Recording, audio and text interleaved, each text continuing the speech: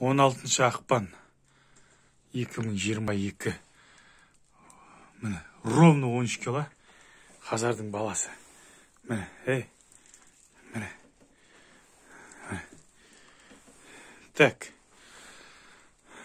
2 ай 10 күн. 2 ай 10 күн дегенде Хазар тап осы күні Хазар сатып алған. Хазар бірақ ол кезде 11 кило болды.